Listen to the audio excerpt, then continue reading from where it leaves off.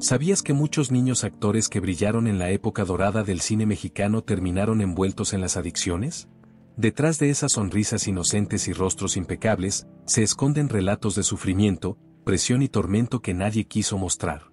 En este video, conocerás cómo la popularidad y el peso del estrellato infantil los arrastraron hacia senderos sombríos que transformaron sus vidas para siempre. No te pierdas ni un instante y permanece hasta el final, porque estas experiencias te conmoverán y te harán observar el cine de oro desde otra óptica. Ismael Poncianito Pérez fue uno de los actores infantiles más representativos del cine de oro nacional. Desde temprana edad, su rostro angelical y su habilidad innata lo convirtieron en una figura admirada y buscada por productores y realizadores. Sin embargo, detrás de esa apariencia impecable existía una verdad completamente distinta, marcada por exigencias extremas y abusos silenciosos. A los 7 años, Ismael ya tenía listo el maquillaje y un café fuerte para poder mantenerse despierto en interminables jornadas de rodaje. Le decían, es para que no te duermas, campeón, pero en realidad esas eran las primeras señales de un conflicto mucho más grave. Sobrevivía a base de cafeína y pastillas que le daban sin mayores explicaciones, solo para que soportara el ritmo agotador de un set de filmación que nunca se detenía. Entre toma y toma le ofrecían una ayuda para no perder la fuerza, para no derrumbarse o para calmar los nervios, sin que él entendiera que estaba siendo medicado. En una ocasión, durante un rodaje junto a Pedro Infante, Ismael quedó completamente rígido, no dormido, sino paralizado por el desgaste físico y químico. Lo retiraron del escenario y le colocaron algo bajo la lengua. Minutos después regresó como si nada hubiera ocurrido. El niño es resistente, comentó un asistente, pero esa resistencia era, en realidad, un cansancio abismal que nadie quiso aceptar. En casa, la situación tampoco era sencilla. Su padre era más severo que cualquier director y su madre lo presionaba más que cualquier libreto. Cuando alguien cuestionaba por qué el niño no comía, se justificaban con un está nervioso, es normal. Nadie notaba que lo estaban empujando al límite, ni siquiera le concedían la oportunidad de tener la edad suficiente para decir que no. Con el transcurrir de los años, la presión y los abusos empezaron a pasarle factura. Su cuerpo y su mente se desgastaron con rapidez.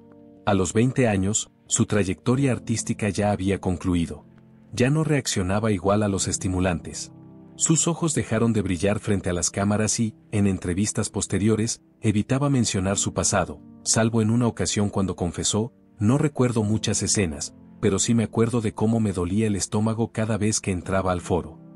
Esa frase lo revelaba todo, el sufrimiento escondido tras la fama. El caso de Ismael Poncianito Pérez es un ejemplo claro de cómo la industria del cine de oro mexicano, sin ninguna regulación ni apoyo real, explotaba a sus pequeños intérpretes. Los transformaba en máquinas de trabajo, sacrificando su bienestar físico y emocional en nombre de la fama y el éxito. Ismael no fue un hecho aislado, sino uno de tantos niños atrapados en un sistema que los utilizaba sin importar el precio. Angélica María es, sin duda, uno de los rostros más icónicos del cine mexicano. Pero lo que muchos desconocen es que su carrera inició cuando apenas tenía 5 años. Su carita dulce y su mirada tierna la convirtieron rápidamente en la favorita de los productores. Le llamaban la Niña Milagro porque parecía no cansarse jamás, aunque la realidad era muy distinta. Desde sus primeras filmaciones, Angélica experimentó en carne propia la presión de ser perfecta. No importaba si tenía fiebre, si estaba enferma o si simplemente deseaba descansar. El llamado al foro era intocable. A veces lloraba y me decían, límpiate, que tienes que salir hermosa, recordaría años después, ¿y cómo lograba mantenerse firme en esas interminables jornadas? Nunca faltaban las vitaminas para darle energía, ni las pastillas para los nervios que, según los asistentes, eran normales para los niños actores. Todo el mundo en los sets hablaba de su profesionalismo, pero nadie quería mirar la otra cara, una niña cansada, ansiosa, con una infancia hipotecada al éxito. En la adolescencia, Angélica comenzó a cantar y el ritmo se volvió aún más intenso. Giras, espectáculos, entrevistas, grabaciones, foros de televisión. Su vida se transformó en un ciclo interminable de trabajo y adormecimiento. Había días que ni siquiera recordaba en qué ciudad despertaba, confesó.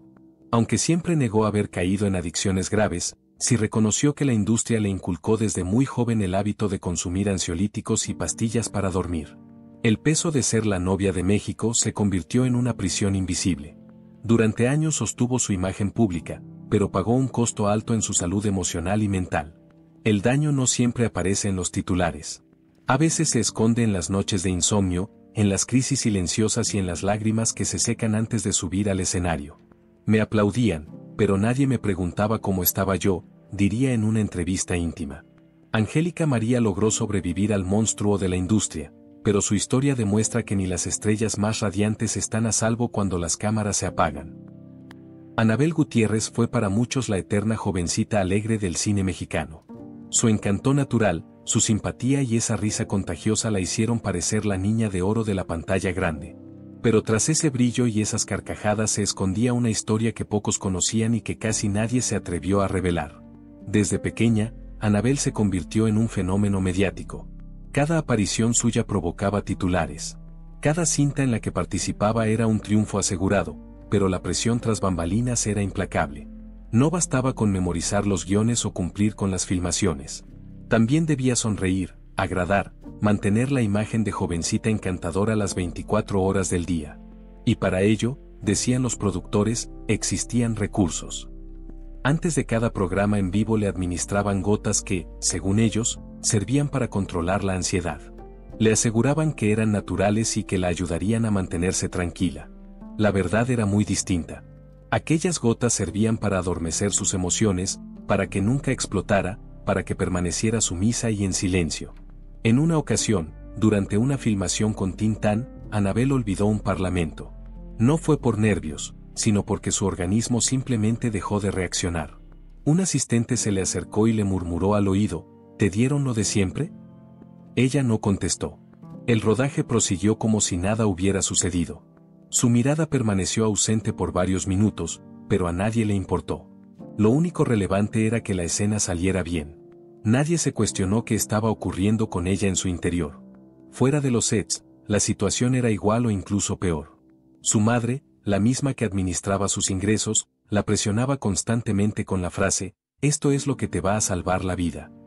Un recordatorio repetido una y otra vez, mientras los contratos y la fama le arrebataban lo que más necesitaba, su tranquilidad. Y es que cuanto más trabajaba, más vacía se sentía. Con el tiempo, Anabel comenzó a sufrir episodios en los que quedaba completamente en blanco. Los doctores lo llamaron agotamiento, pero también recomendaron lo que nadie quiso concederle, descanso. Su agenda continuaba llena, las grabaciones no paraban y los frascos de medicinas tampoco. A los 30 años, Anabel resolvió cortar toda relación con los medios. Se negó a dar más entrevistas. La última vez que habló públicamente, pronunció una frase que pasó desapercibida para muchos, pero que quienes conocían su historia comprendieron de inmediato, estoy bien porque ya no tengo que fingir. No era una declaración de alegría, era un grito silencioso. Ya no necesitaba sostener una sonrisa dopada para complacer a nadie. Pero, ¿cuántos niños actores como ella continuaban ocultando su sufrimiento detrás de una prescripción médica? ¿Cuántos tuvieron el valor de contarlo? Anabel siguió participando de manera esporádica, pero jamás volvió a ser la estrella dócil que todos querían. Eligió su salud, eligió su silencio y eligió no permitir que la destruyeran más. Su trayectoria es un recordatorio de que, en ocasiones, las carcajadas más intensas esconden las heridas más hondas. Fernando Luján prácticamente nació entre los reflectores, hijo de los actores Alejandro Ciangherotti y Mercedes Soler. El ambiente artístico no era solo su contexto, era su destino marcado. Desde pequeño, su rostro simpático y su mirada noble lo convirtieron en la opción ideal para encarnar al niño tierno, al hijo obediente o al travieso de las cintas del cine de oro. El público lo adoraba, pero detrás de esa imagen impecable existía un niño sometido a una presión que ningún adulto supo percibir. Aunque su historia no fue idéntica a la de otros pequeños que se hundieron en pastillas recetadas, Fernando padeció otro tipo de dependencia, la del éxito permanente. Una obsesión que, según sus propias palabras, se le incrustó en la piel desde la niñez. Nunca aprendí a estar sin trabajar. Me sentía inútil si no estaba en un foro, confesó en una entrevista. Esa necesidad lo impulsó a aceptar cualquier proyecto y a vivir bajo una ansiedad disfrazada de disciplina. Y cuando esa angustia empezó a afectarle, aparecieron las ayudas para calmarse, cigarrillos a los 13, alcohol a los 15 y después combinaciones que le ofrecían para relajarse antes de las filmaciones o de las giras. El peso del apellido Luján y la expectativa de ser el heredero natural del estrellato lo sumieron en una batalla interna que lo acompañó durante décadas. En su adultez, Fernando llegó a reconocer que la fama le arrebató la capacidad de estar en paz consigo mismo. Pasaba temporadas huyendo de la televisión y del cine, solo para luego regresar, como si fuera incapaz de romper ese lazo tóxico. Aunque se mantuvo activo y construyó una carrera extensa y reconocida, jamás ocultó que libraba una batalla diaria con sus propias sombras. El medio me hizo, pero también me quebró. Fernando Luján no fue un niño actor destruido por las sustancias, pero sí por una industria que le enseñó a vivir complaciendo y a pagar cualquier precio con tal de mantenerse vigente. Su historia es distinta, pero igual de dolorosa, porque no todos los daños se ven en frascos. Algunos se cargan por dentro, en silencio, durante toda la vida. Antes de convertirse en el ídolo del rock y en el eterno rebelde del espectáculo mexicano, Enrique Guzmán también fue un niño actor. Desde muy pequeño mostró un temperamento fuerte y un talento innato para la música y la actuación. Eso lo llevó a relacionarse con productores, directores y empresarios del espectáculo desde los 10 años. El problema era que la industria no perdona la infancia. Enrique, al igual que muchos niños de aquella época, fue empujado a rendir sin tregua. Su carácter rebelde, que de adulto lo transformó en un ícono juvenil, en su niñez era visto como un problema de conducta. La solución era la misma que aplicaban a otros: tónicos, píldoras para tranquilizarlo y algún remedio para bajarle los nervios. En entrevistas recientes, Enrique ha confesado sin filtros que desde la adolescencia se volvió dependiente de sustancias para dormir y para mantenerse al 100. Yo me tomaba lo que me dieran, porque si no, ¿cómo aguantabas?, relataba sobre lo que escuchaba en los estudios. Su ingreso al mundo del rock and roll lo empujó todavía más hacia los excesos. El rock mexicano de los años 60 se vestía de alegría y rebeldía, pero detrás de los escenarios abundaban el alcohol, los estimulantes y las noches interminables. Enrique nunca lo ha negado, al contrario, sí tomaba, sí me metía cosas, y a veces era porque simplemente no quería sentir nada. Lo más grave es que todo había comenzado en su infancia. Desde sus primeros años en el medio artístico, fue alimentado con la idea de que la fama era una carrera de resistencia y que para resistir había que apoyarse en ayudas. La diferencia entre Enrique y otros niños actores fue que él sobrevivió, pero no salió intacto. Su temperamento explosivo, sus conflictos personales y sus excesos con sustancias lo marcaron durante toda su existencia. Mi carácter me lo formaron desde niño, y me lo deshicieron desde entonces también. Hoy en día, Enrique sigue siendo una leyenda del espectáculo, pero también un ejemplo de cómo el brillo del éxito puede eclipsar todo lo demás, incluso la estabilidad mental y emocional. Su historia es un recordatorio de que no todos los niños famosos terminan convirtiéndose en adultos felices. Algunos continúan huyendo de esos fantasmas, aunque hayan pasado décadas. Rosita Arenas poseía un magnetismo indiscutible. Su rostro iluminaba la pantalla. Su elegancia abría puertas y su sonrisa ocultaba mucho más de lo que aparentaba. En la época del cine de oro, su nombre resonaba entre los repartos estelares y las grandes producciones. Pero, como tantas otras jóvenes promesas, Rosita pronto descubrió que el verdadero precio de la fama no estaba en los guiones, sino en lo que debía soportar detrás de las cámaras. Desde sus primeros papeles protagónicos, se convirtió en la favorita de productores, realizadores y empresarios. La solicitaban para comerciales, películas, giras, presentaciones y siempre con una condición no escrita: tienes que aguantar. El secreto estaba en las vitaminas para resistir rodajes de 12 o 14 horas continuas, tónicos energizantes para que no se le notara el agotamiento y, al finalizar el día, píldoras para bajar las revoluciones y poder dormir. El círculo perfecto: algo para trabajar y luego algo para apagar el cuerpo. Nadie le explicó jamás qué eran realmente esas sustancias. Solo le repetían: esto lo toman todos, Rosita, es normal. El talento de Rosita era auténtico, su presencia frente a la cámara natural, pero su paz interior y su estabilidad emocional estaban hipotecadas. En una ocasión, durante una filmación junto a Arturo de Córdoba, ocurrió lo que nadie quería reconocer: Rosita se desmayó en pleno set. La justificación oficial fue sencilla: no desayunó. Pero la verdad era otra. Su organismo, ya saturado de cócteles diarios, simplemente no resistió más. Ella lo sabía, pero ¿qué podía hacer en aquellos años? Negarse a un productor o rechazar un tratamiento estándar significaba quedarse sin empleo. El desgaste fue tan severo que, durante varias semanas, Rosita ya no podía diferenciar si las escenas que interpretaba eran reales o producto de sus propios delirios. Se cuenta que en una ocasión repitió la misma línea 5 veces fuera de guión, con la mirada completamente perdida. El director estalló: «Corten, esta niña está ida». Pero el rodaje no se interrumpió. El cine mexicano jamás se detenía, y mucho menos por la salud mental de una joven actriz. Agotada por la presión, la fama y el miedo a perderlo todo, Rosita tomó una decisión audaz para su tiempo: se marchó del país. Años más tarde, en una entrevista reveló: «Allá, donde nadie me conocía, fue donde realmente pude respirar». El cine le otorgó popularidad, pero le arrebató su equilibrio. Rosita, como muchas otras intérpretes, padeció en carne propia la dura realidad de una industria donde el éxito era una prisión maquillada y la obediencia, una condena disfrazada de oportunidad. Pagó un precio que pocos veían y que hasta hoy muchos prefieren ignorar. Alfonso Mejía fue uno de esos rostros que quedaron grabados para siempre en la memoria del cine mexicano. Su papel en Los Olvidados de Luis Buñuel no solo le otorgó reconocimiento inmediato, sino que lo convirtió en la imagen representativa de toda una generación.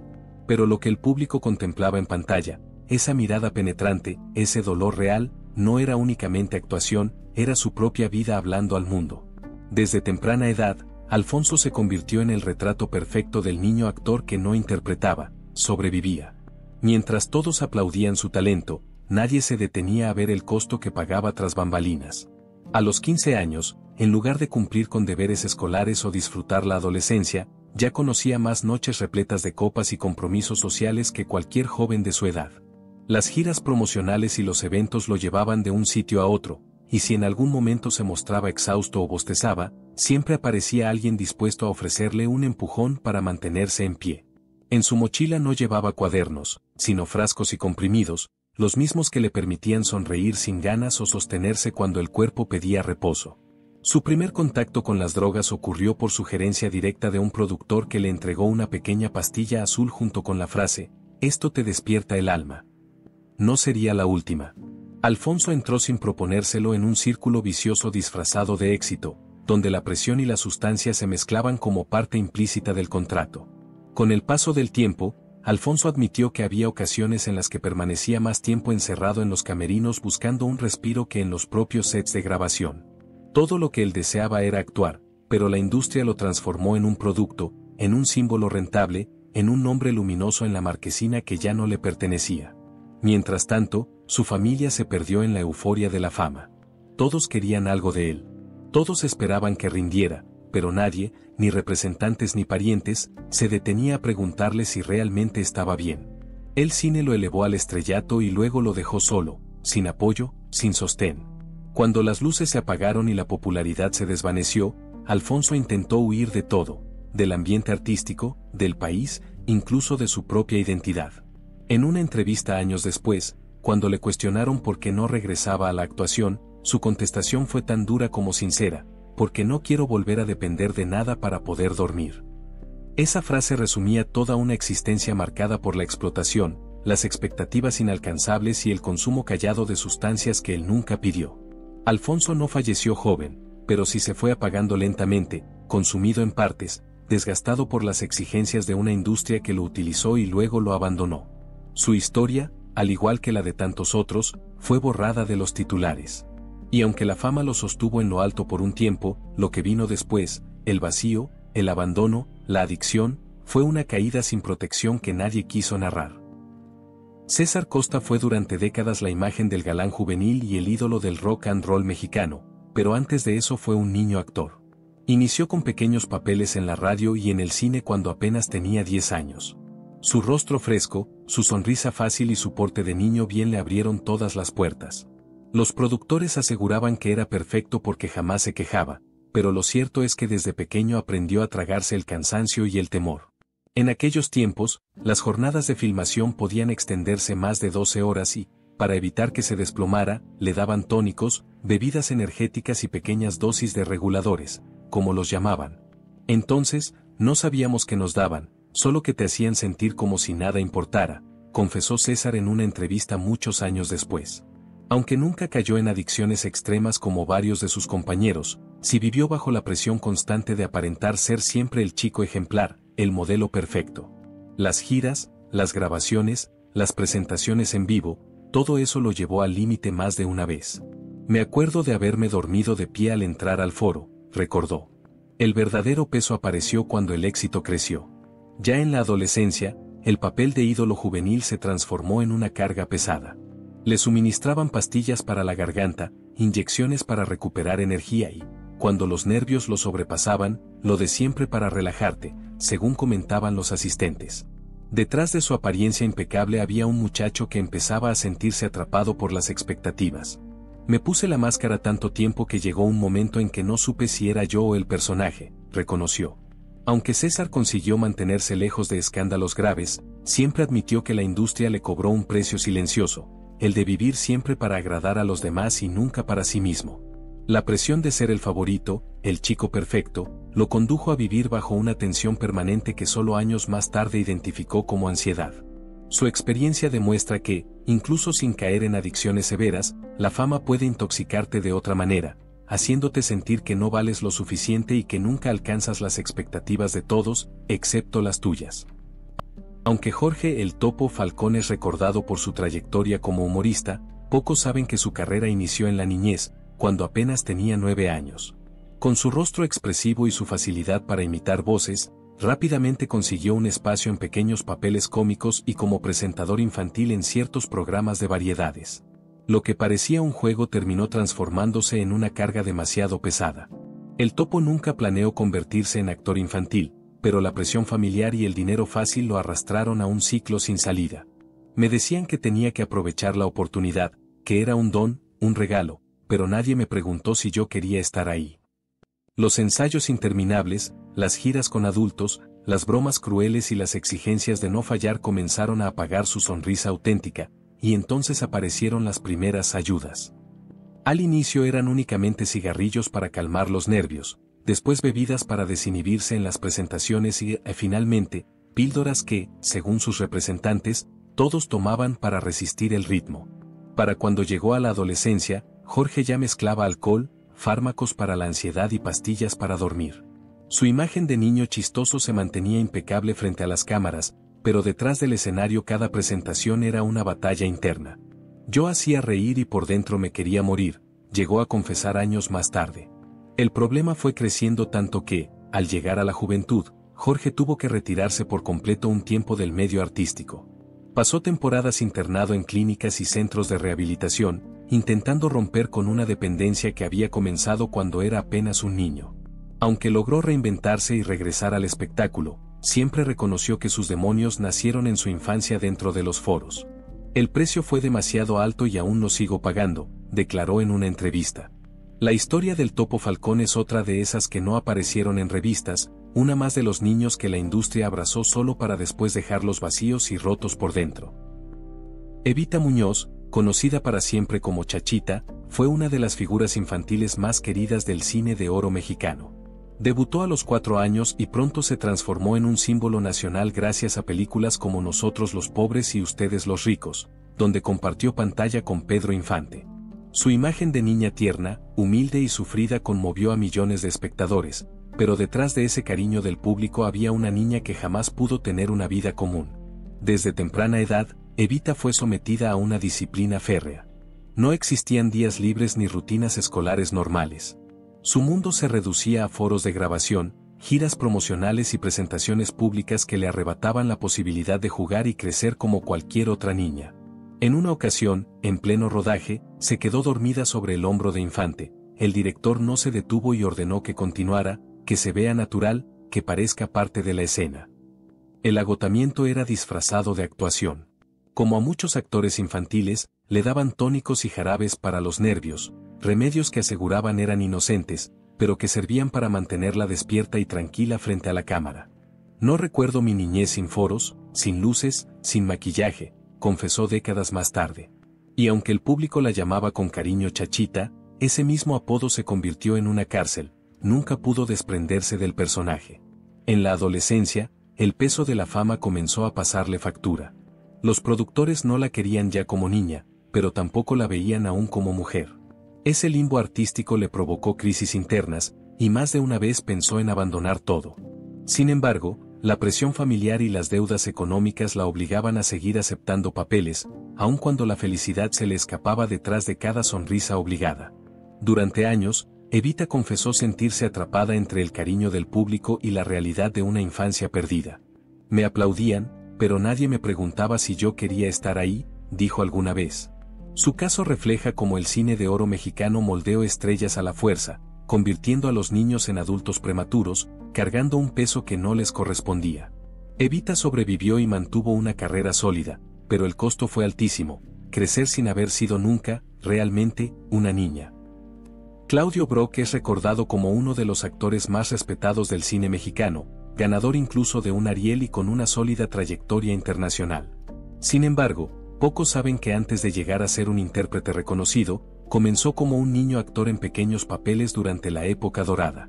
Desde entonces, el brillo de los reflectores lo atrapó en un engranaje que lo obligó a madurar a golpes, mucho antes de tiempo. Nacido en la Ciudad de México en 1927, Brock fue empujado a los foros siendo apenas un adolescente. Con su físico distinguido y sus facciones poco comunes para la industria mexicana, rápidamente se convirtió en una presencia buscada para filmes que necesitaban rostros llamativos. La exigencia era clara, debía mostrarse impecable y rendir más de lo que cualquier joven podía soportar. Su madre lo acompañaba en cada set, pero más que apoyo, lo que recibía eran recordatorios de que no podía fallar. Durante los primeros años, los productores le daban tónicos y brebajes que llamaban revitalizantes, los mismos que circulaban entre niños actores para resistir las extensas jornadas. Claudio recordaría años más tarde que nunca preguntaba qué le daban, solo sabía que después me sentía como si hubiera dormido 3 días seguidos. Esa dependencia temprana abrió la puerta a un hábito que lo acompañaría por décadas, recurrir a sustancias para soportar la tensión. En una ocasión, mientras filmaba una escena secundaria en un melodrama de los años 40, Claudio se desplomó en plena grabación. El director, lejos de detener la producción, ordenó, que lo levanten, que vuelva a entrar, lo necesitamos fresco. Lo sacaron del foro, le dieron un preparado bajo la lengua y lo devolvieron frente a la cámara como si nada hubiera pasado. Esa normalización del abuso quedó grabada en su memoria como la primera vez que entendió que su salud importaba menos que el metraje.